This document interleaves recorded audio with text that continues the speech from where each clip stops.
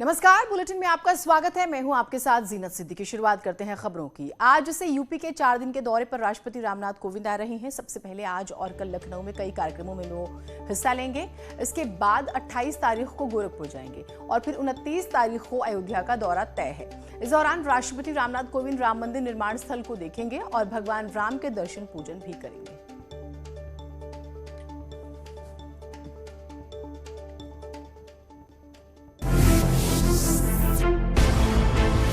राष्ट्रपति रामनाथ कोविंद आज से उत्तर प्रदेश दौरे पर आ रहे हैं। सुबह करीब 11:30 बजे लखनऊ एयरपोर्ट पर महामहिम का स्वागत होगा।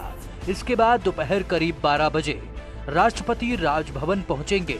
शाम करीब 4:50 पर राष्ट्रपति भीमराव अंबेडकर यूनिवर्सिटी के दीक्षांत समारोह में शिरकत करेंगे।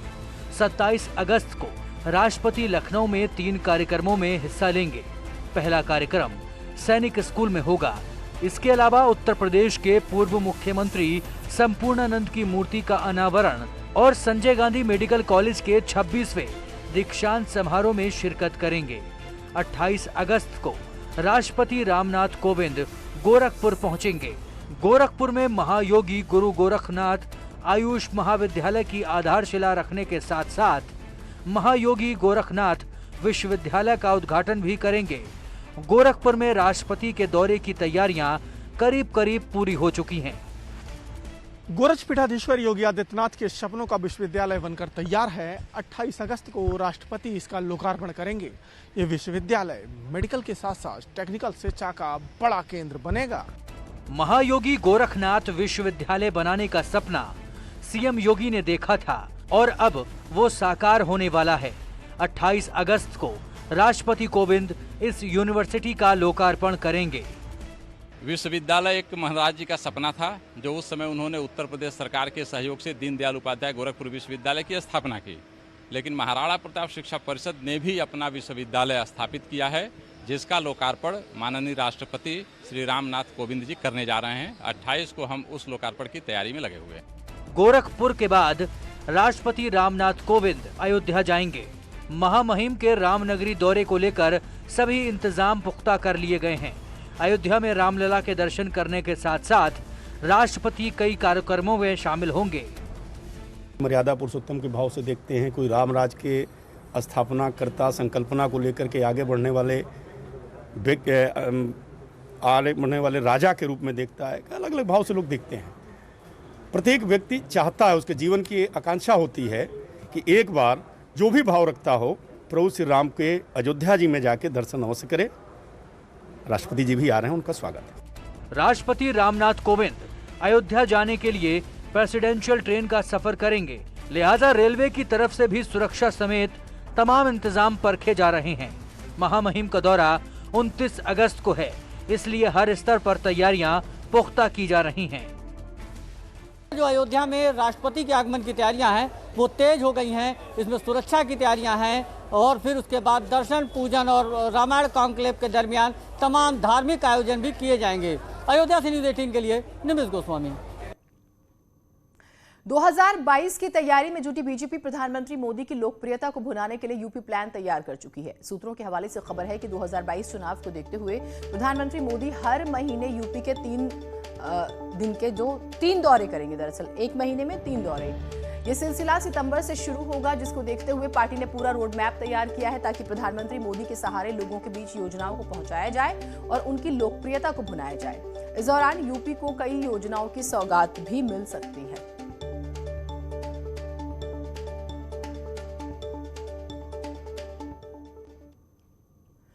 वहीं समाजवादी पार्टी किसानों और नौजवानों को साधने के लिए यात्रा निकालेगी। यात्रा निकालने का प्रस्तावित कार्यक्रम 29 अगस्त से 31 अक्टूबर तक का है। इस यात्रा के दौरान एसपी 21 मुद्दों को प्रमुखता से उठाएगी। इन मुद्दों के जरिए अखिलेश यादव की पार्टी एसपी छात्रों, नौजवानों और किसानों के बीच जाएगी। खास बात यह है कि किसान, नौजवान और पटेल यात्रा 1 महीने से ज्यादा समय ये यात्रा चलने वाली है और इस दौरान पार्टी के बड़े पदाधिकारी इसमें शिरकत करेंगे। जिलों में सांसद, पूर्व सांसद, विधायक, पूर्व विधायक और दूसरे पदाधिकारियों के बाकायदा उन्हें मौजूद रहने के निर्देश दिए गए हैं। किसान आंदोलन को देखते हुए बीजेपी अब किसानों को साधने की कोशिश कर रही है। लखनऊ में मुख्यमंत्री योगी आदित्यनाथ पश्चिमी यूपी के 150 किसानों से संवाद करते हैं।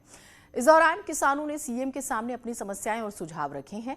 तो मुख्यमंत्री ने भी किसानों को भरोसा दिलाया है कि सरकार उनकी हर समस्या का हल निकालेगी। इसके साथ ही सीएम ने किसानों को संबोधित करते हुए कई बड़े ऐलान भी किए हैं। कहा, सरकार पराली जलाने पर किए गए मुकदमों को वापस लेने की तैयारी कर रही है। इसके साथ ही योगी ने किसानों से किसी के बहकावे में न आने की भी अपील की। 8 वर्ष का गन्ना मूल्य का बकाया था,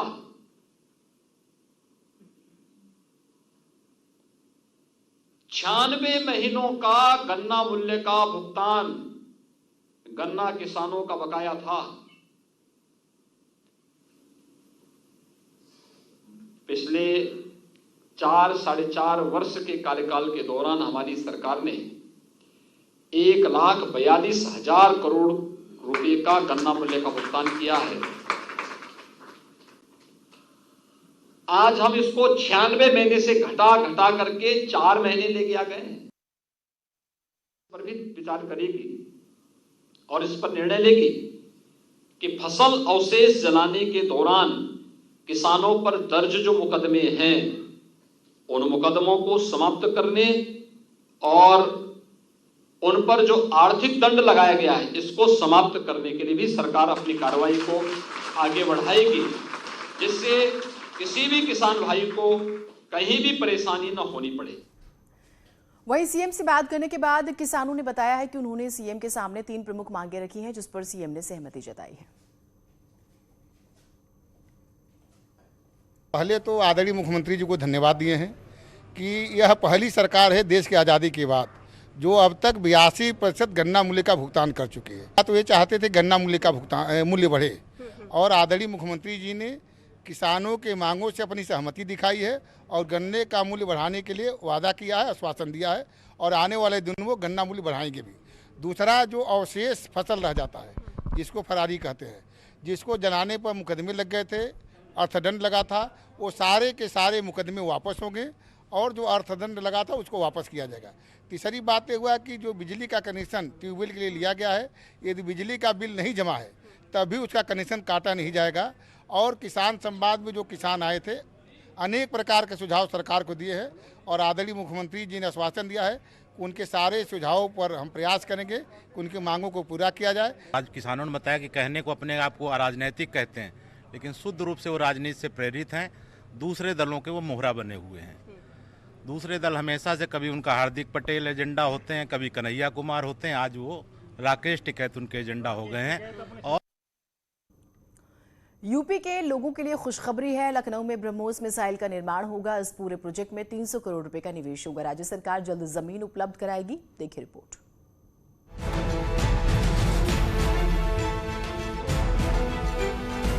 यूपी को देश के सबसे बड़े और उन्नत रक्षा निर्माण केंद्र के रूप में स्थापित करने के लिए यूपी के डिफेंस इंडस्ट्रियल कॉरिडोर में तेजी लाई जा रही। ब्रह्मोस एरोस्पेस के सीईओ और एमडी सुधीर कुमार मिश्रा सीएम योगी से मिलकर अपनी योजना को लेकर जानकारी दे चुके हैं। लखनऊ में ब्रह्मोस मिसाइल का निर्माण होगा।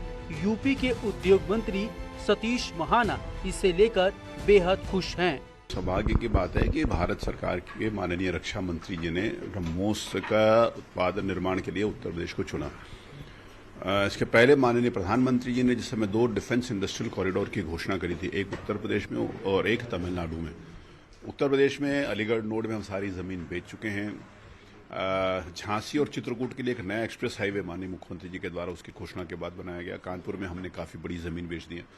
लखनऊ में ये ब्रह्मोस की इंडस्ट्री आने के साथ एक नया महत्वपूर्ण शुरुआत है हमारे देश के लिए भी।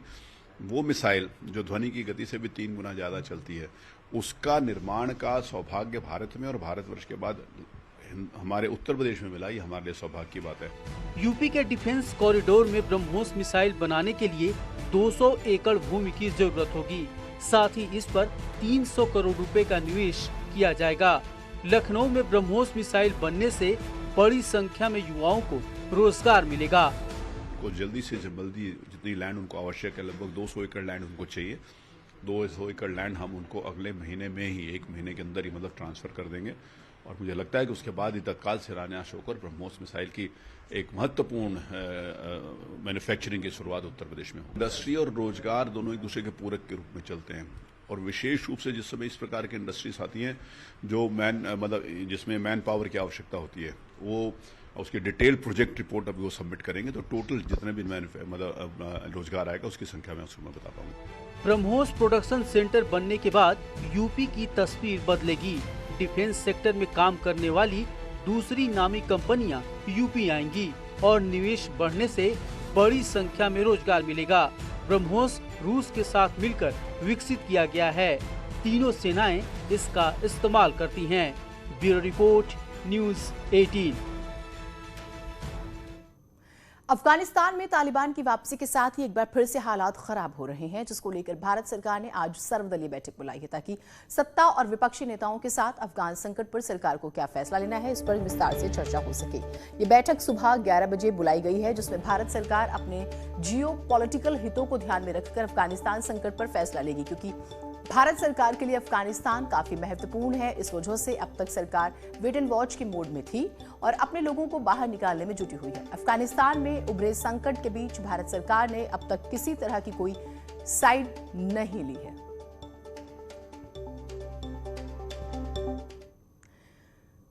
और आगरा में न्यूज 18 की खबर का बड़ा असर हुआ है। जहरीली शराब से मौत मामले में 3 थाना प्रभारी समेत 9 पुलिसकर्मियों को लापरवाही बरतने के आरोप में सस्पेंड किया गया, जिसमें ताजगंज डॉकी और शमशाबाद चौकी प्रभारी शामिल हैं। इसके साथ ही 2 आबकारी इंस्पेक्टर और 3 सिपाही को सस्पेंड के लिए रिपोर्ट भेजी गई।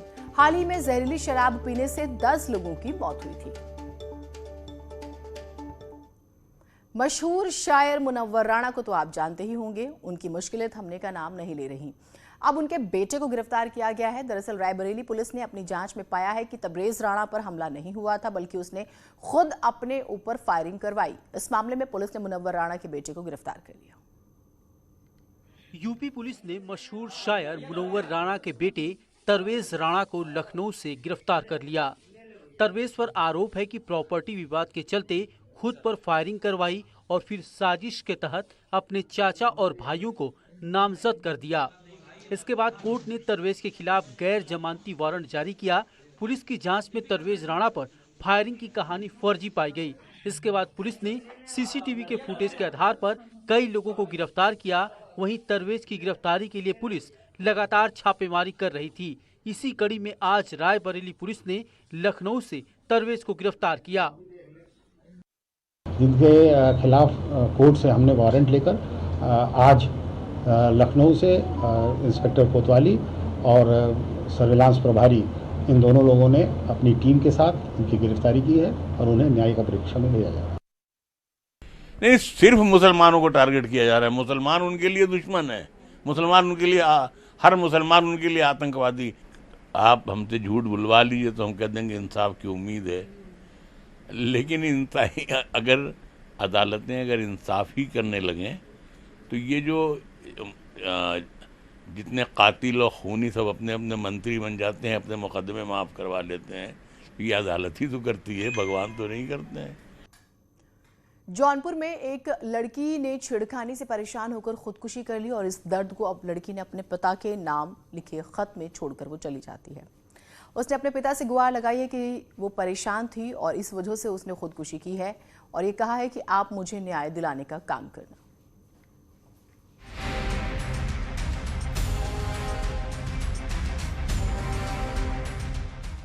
पांच लाइन का सुइसाइड नोट और इन 5 लाइनों में ही उसने अपना पूरा दर्द लिख दिया था। जनपद जौनपुर के सुरेरी थाना अंतर्गत एक किशोरी के द्वारा आज आत्महत्या कर ली गई है।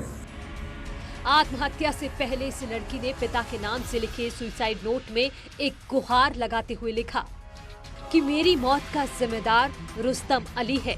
रुस्तम ने मेरे साथ बहुत गलत किया है और मेरी मौत का जिम्मेदार भी वही है। पिताजी, आप मौत का बदला उससे जरूर लीजिएगा। लड़की के पिता मिठाई की दुकान चलाते हैं। आरोप है कि गरीब परिवार की 15 साल की लड़की को रुस्तम नाम का लड़का छेड़ता था। उससे तंग आ गई थी। आखिर में जब उसे कोई रास्ता नहीं दिखा तो साड़ी का फंदा बनाकर खुदकुशी कर ली। किशोरी के पिता के द्वारा 3 व्यक्तियों के विरुद्ध नामजद तहरीर दी गई है जिस पर तत्काल अभियुक्त पंजीकृत करते हुए किशोरी का पंजनामा भर के पोस्टमार्टम कराया गया है। नामित अभियुक्तों में से एक को गिरफ्तार कर लिया गया है, जिससे पूछताछ हो रही है। फिलहाल पुलिस बाकी आरोपियों की तलाश कर रही है, लेकिन इस मामले में पूरे इलाके को सन्न कर दिया है। न्यूज़ 18 के लिए जौनपुर से मनोज सिंह पटेल की रिपोर्ट। खबरें और रहेंगी, एक छोटा सा ब्रेक ले रहे हैं।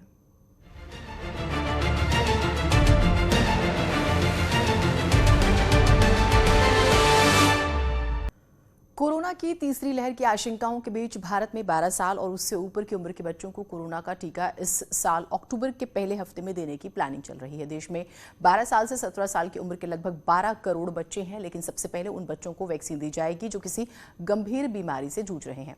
केंद्र सरकार की बनी कोविड वर्किंग ग्रुप कमेटी के चेयरमैन डॉक्टर NK अरोड़ा के मुताबिक कंपनी के मुताबिक ज़ाइकोव-डी को अक्टूबर के पहले हफ्ते में वैक्सीनेशन प्रोग्राम में शामिल होने के लिए कहा है। इसके साथ ही कोविड वर्किंग ग्रुप कमेटी ने बच्चों के स्कूल खोलने की भी सलाह दी है कि इस समय जिन किशोरों में गंभीर बीमारियां हैं, केवल उन्हीं को प्राथमिकता तौर पे ज़ाइकोव-डी वैक्सीन का टीका दिया जाएगा और नॉर्मल बच्चों को अगले साल की पहली तिमाही की जब हम सारे वयस्कों को टीका लगा चुकेंगे उसके बाद टीका लगने का नंबर आएगा। कंपनी की तरफ से बताया है कि अक्टूबर के पहले हिस्से में ये वैक्सीन उपलब्ध हो जाएगी कार्यक्रम के लिए। चलिए छोटा सा ब्रेक ले रहे हैं, कहीं मत जाइएगा।